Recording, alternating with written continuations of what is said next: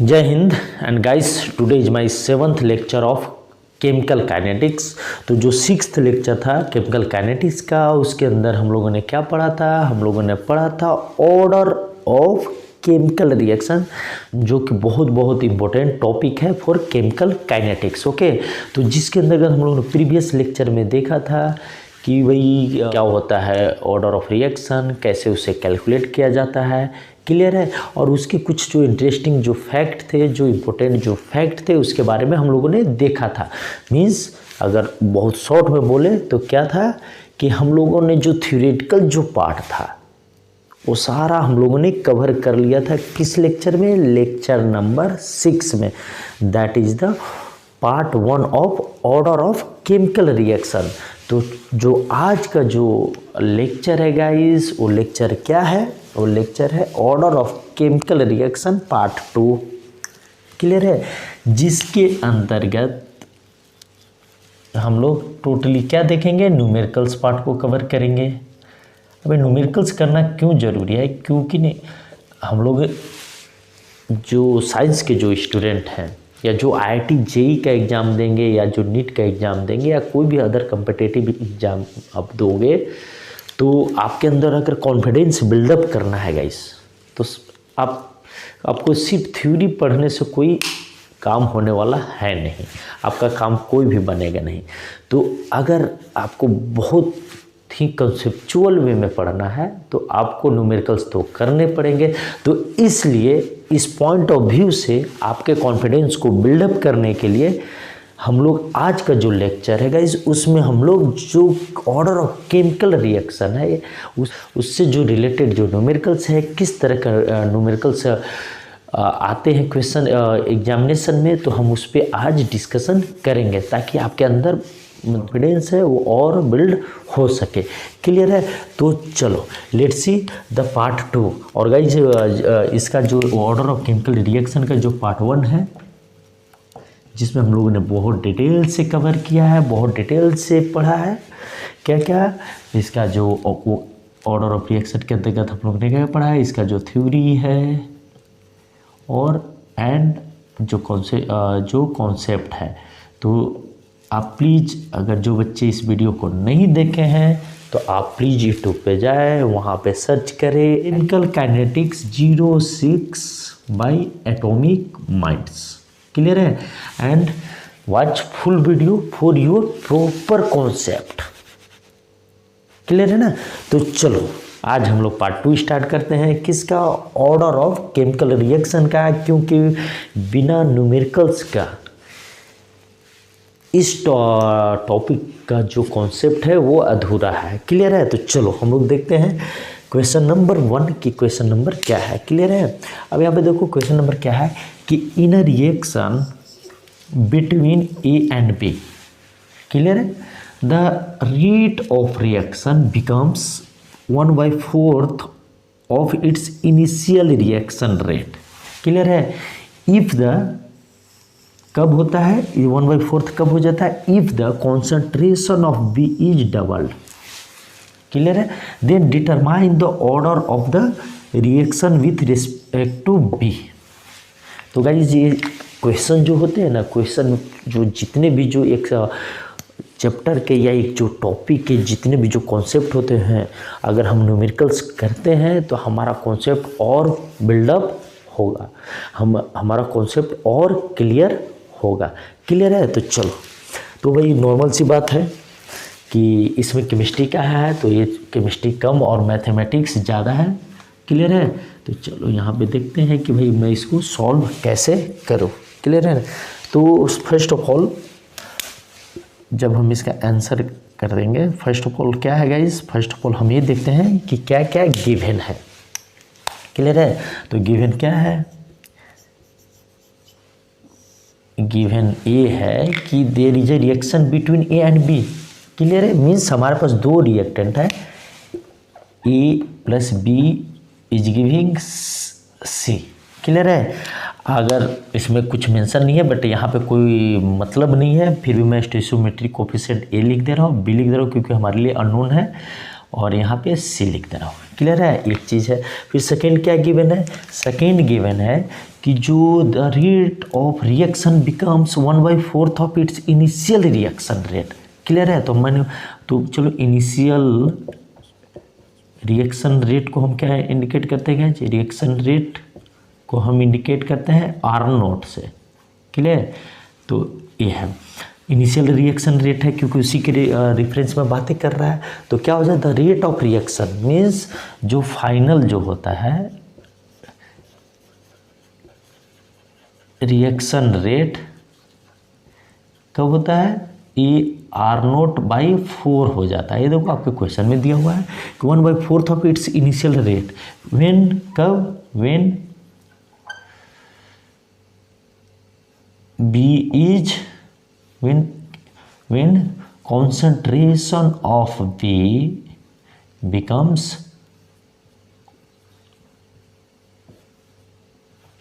2 times of the initial concentration of B। यही तो आपका क्वेश्चन में है, गिवन है। क्लियर है, this symbol is for the concentration of B and this is for the initial. Clear है, तो ये तो आपके इंफॉर्मेशन दिया हुआ है, जनरली हम इसी तरह से सॉल्व करते हैं। क्लियर है, तो अब हमें क्या फाइंड करना है, what we have to find, we have to find order of reaction with respect to B. Clear है, ये हमें फाइंड करना है। क्लियर है, तो चलो अब हम लोगों ने जो प्रीवियस जो लेक्चर था, तो चलो उसको हम थोड़ा ब्रीफ करते हैं। हम क्या ब्रीफ करते हैं, हम यहाँ पे लिखते हैं कैसे कि रेट ऑफ रिएक्शन लिखने के लिए हम क्या करते हैं, यहाँ पे रेट कांस्टेंट लिखते हैं, then concentration of one reactant, and in this case one reactant क्या है, ए है।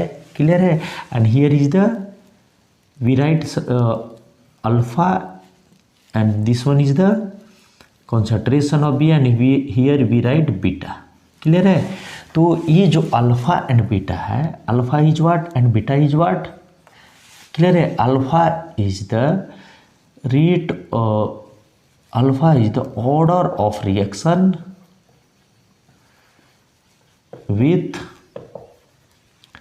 रिस्पेक्ट टू ए, उसी प्रकार beta is the order of reaction with respect to B.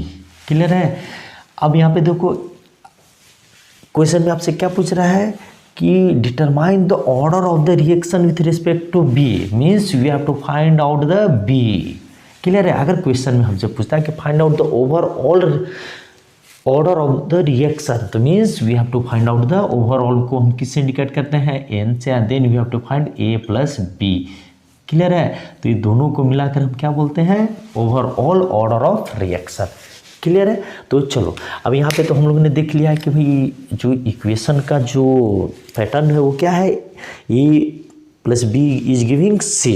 अब यहाँ पे स्टोइचियोमेट्रिक कोफिशिएंट आप लिखो या मत लिखो कोई मतलब नहीं है, क्योंकि रेट लॉ के अकॉर्डिंग हम स्टोइचियोमेट्रिक कोफिशिएंट को कहीं रेट इक्वेशन में हम इंडिकेट करते ही नहीं है। क्लियर है, तो चलो अब हम लोग आ जाते हैं, अब इसका जो सॉल्व करते हैं। तो हमारे पास क्या है, रेट लॉ के अकॉर्डिंग मैं ये आपको समझाने कि आप इससे शॉर्ट में भी कर सकते हो। क्लियर है, रेट लॉ के according R is the rate of reaction into K concentration of A alpha plus concentration of B into concentration of B यहाँ पे बीटा। क्लियर है, अब चलो तो अगर हम R0 को, अगर हम इनिशियल रिएक्शन रेट को R0 माने ना, के लिए हम क्या लिखते हैं, इनिशियल को हम कैसे इंडिकेट करते हैं, R0 से। तो it is indicating initial reaction rate, K is the constant and here is the A।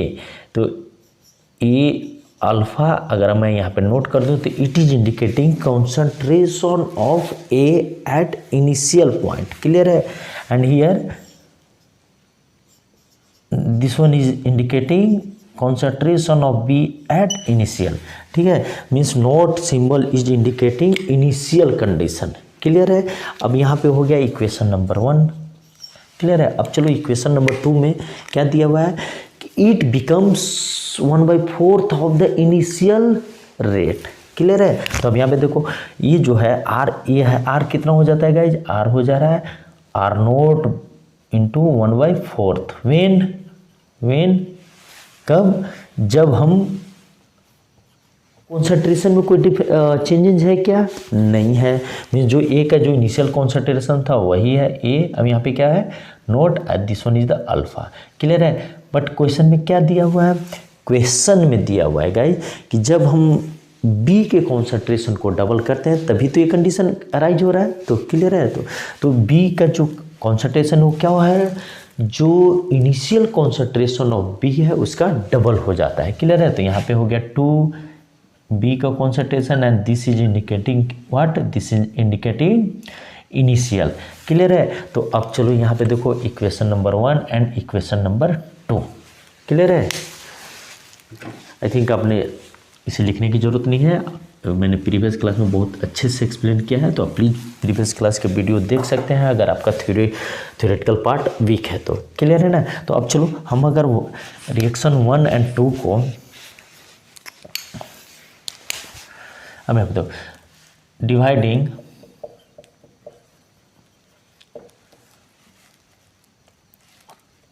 Reaction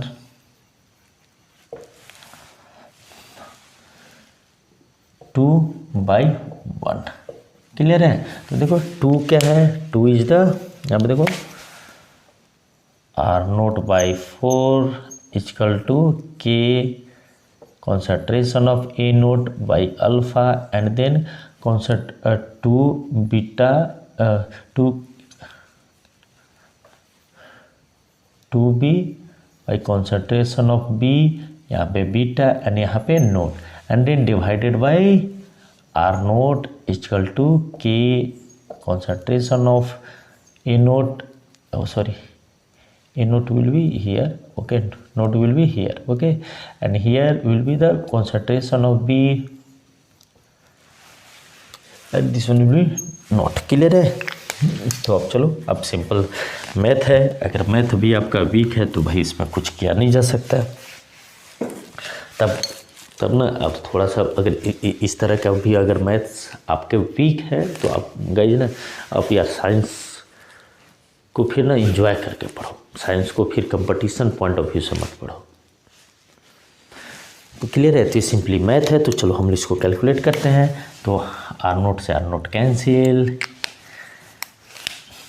के से के कैंसिल, ए नोट ए से कैंसिल। तो यहाँ पे क्या बचा, यहाँ पे बच रहा है 1/4 equal to 2 beta naught divided by B का बीटा नोट। तो इसको हम ऐसे लिख सकते हैं क्या, 2 to the power beta and this one is the beta B beta naught and this one is the naught and here will be the B to the power beta and naught. तो this से this cancel. तो means क्या हुआ finally हमारे पास क्या आ रहा है, 1/4 equal to 2 to the power beta. अभी दोनों को सिंपली सॉल्व करो, क्या होगा सिंपली, अगर मैं इसको ऐसे लिख सकता हूँ क्या, 2 टू द पावर 1 का 2 to the power 2 equal to 2 to the power beta. Clear है। Means 2 to the power -2 equal to 2 to the power beta. Means beta equal to -2। Clear है। Beta equal to -2। तो हमारा जो question था, question क्या था, तो क्या हुआ, determine the order of the reaction with respect to B. तो क्या हुआ गाइज, मेरा जो आंसर है क्या है, आंसर इक्वल टू -2। तो आप यहाँ पे देख सकते हैं कि जो ऑर्डर ऑफ रिएक्शन है विथ रिस्पेक्ट टू रिएक्टेंट क्या है, ये माइनस भी आ सकता है। तो आई थिंक ये कॉन्सेप्ट आपको क्लियर हुए होंगे। तो चलो अब हम लोग देखते हैं सेकेंड क्वेश्चन। क्लियर है। तो इस तरह से हम जो क्वेश्चन होता है, क्वेश्चन के अकॉर्डिंग हम सारे जो कॉन्सेप्ट को गैदर करते हैं। देन अगर हमारे पास एक प्रॉपर कॉन्सेप्ट है तो हमें कोई भी क्वेश्चन या कोई भी न्यूमेरिकल्स करने में हमें डिफ़िकल्टी नहीं आएगी। लेकिन अगर आपके पास कॉन्सेप्ट ही नहीं है और आप चाहे इतना छोटा या इतना बड़ा न्यूमेरिकल्स लेके बैठ जाओ, आप कभी भी सॉल्व नहीं कर पाओगे।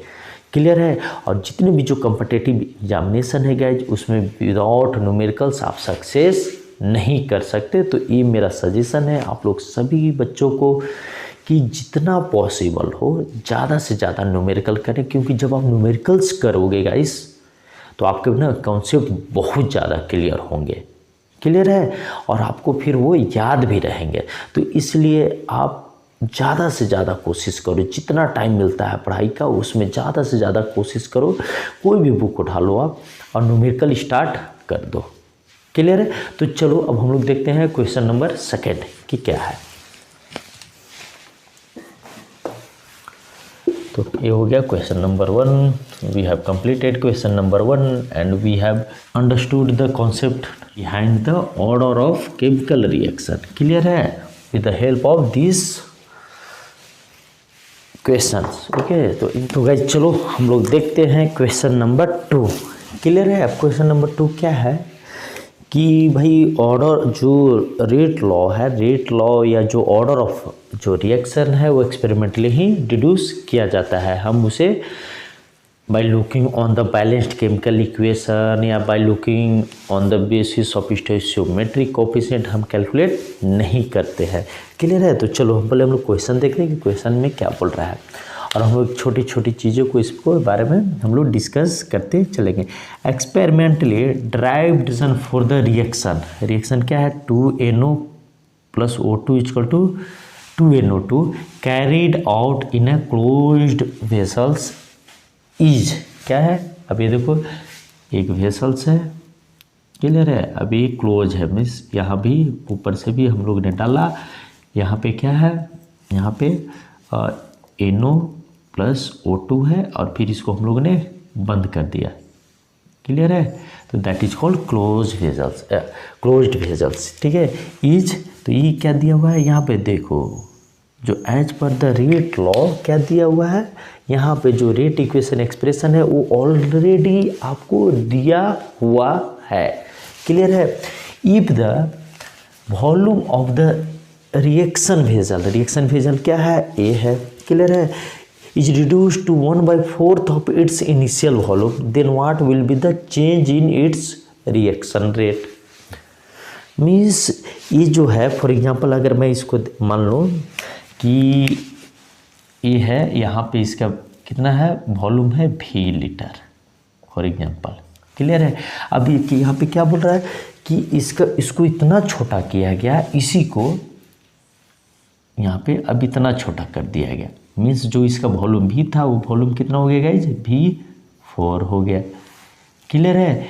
अब यहाँ पे क्लोज्ड है, लेकिन इसमें जब एक इतना बड़ा वेसल था, क्लियर है, मान के चलो क्लोज वेसल को आप थोड़ा आप समझ लो कि भाई वो बैलून है, बैलून इतना बड़ा था, फिर हम उसमें से थोड़ा सा एयर निकाले और फिर उसको बंद कर दिया, क्लियर है, तो क्या हो गया 1/4 हो गया, क्लियर है।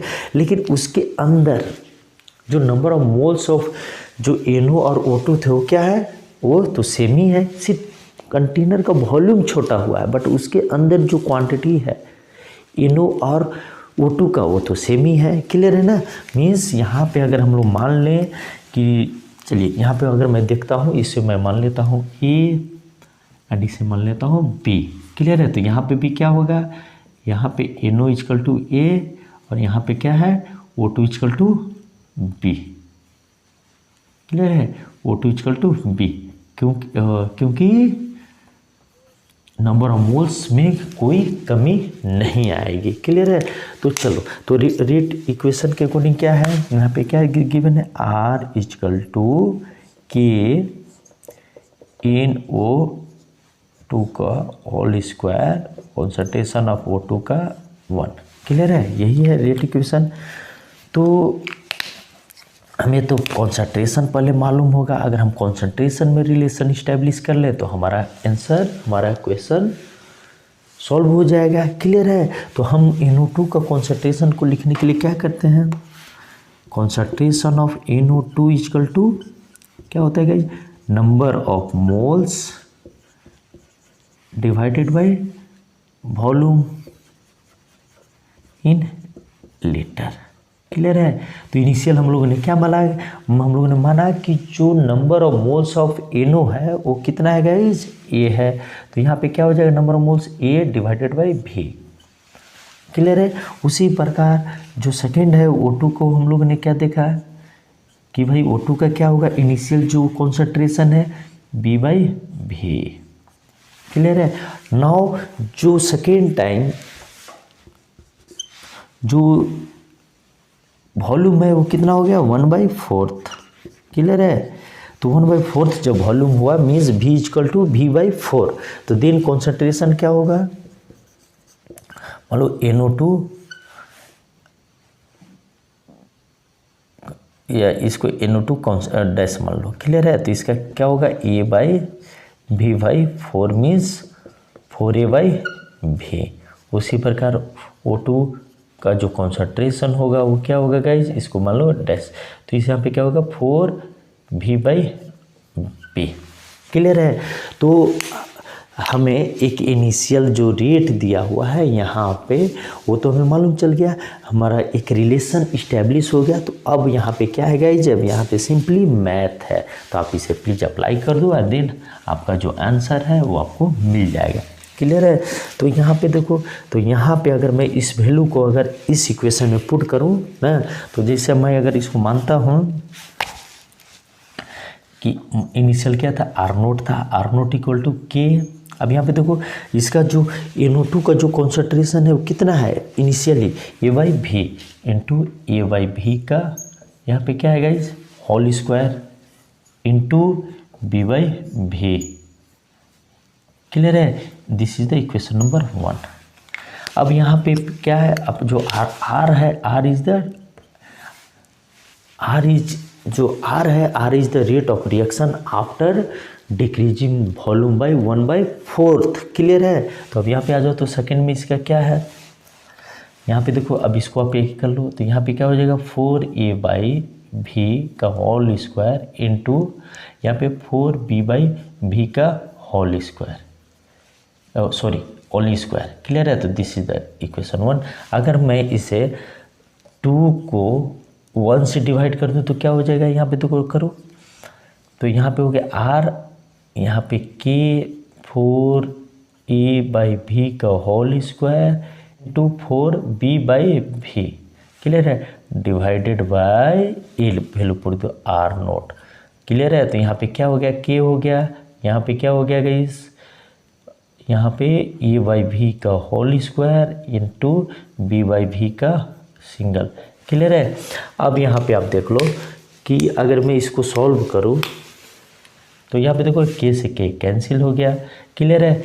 अब इसको आप बाहर ले लो, ठीक है ना।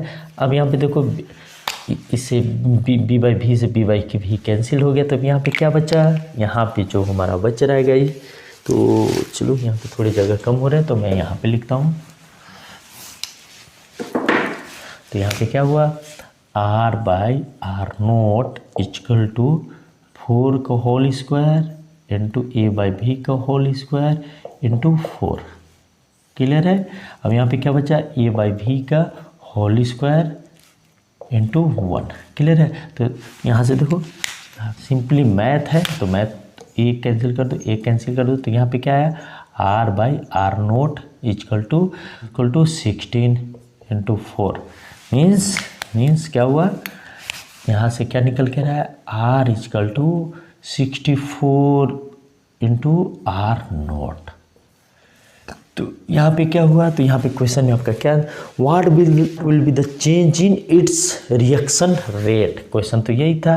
तो रिएक्शन रेट फाइनल क्या है, फाइनल है R = 64 into R0। It means when we decrease volume of the vessels by 1/4 of its initial volume, then reaction rate will be increased by 64 times of its initial rate of reaction। तो यही change हुआ।